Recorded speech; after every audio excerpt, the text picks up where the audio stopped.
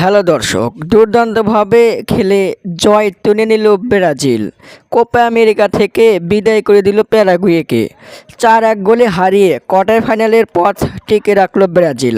তবুও যেন শঙ্কা কাটল না কোয়ার্টার ফাইনালের। বিস্তারিত জানতে ভিডিওটি শেষ পর্যন্ত দেখুন। দর্শক, আজ বাঁচা মারার লড়াইয়ে ভোর 7টায় মাঠে নামেন ব্রাজিল প্যারাগুয়ে। আজকে ম্যাচ জিততেই হতো ব্রাজিলকে। যদি হারতো তাহলে বিদায়ের পথে পা বাড়াতো ব্রাজিল। প্যারাগুয়েকে বিদায় করে কোয়ার্টার ফাইনালের আশা বাঁচিয়ে রাখলো, তবুও যেন শঙ্কা কাটল না। দর্শক, 2 ম্যাচে 1 জয় ও 1 ড্রয়ে 4 পয়েন্ট নিয়ে পয়েন্ট টেবিলের 2-এ রয়েছে ব্রাজিল। অন্যদিকে 2 ম্যাচে 2 জয়ে 6 পয়েন্ট নিয়ে পয়েন্ট টেবিলের শীর্ষে রয়েছে কলম্বিয়া। দর্শক, ব্রাজিলের আর একটি ম্যাচ রয়েছে, সেটা হলো কলম্বিয়ার শক্তিশালী প্রতিপক্ষ। আগামী 3 জুলাই কলম্বিয়ার বিপক্ষে সকাল 7টায় মাঠে নামবে ব্রাজিল।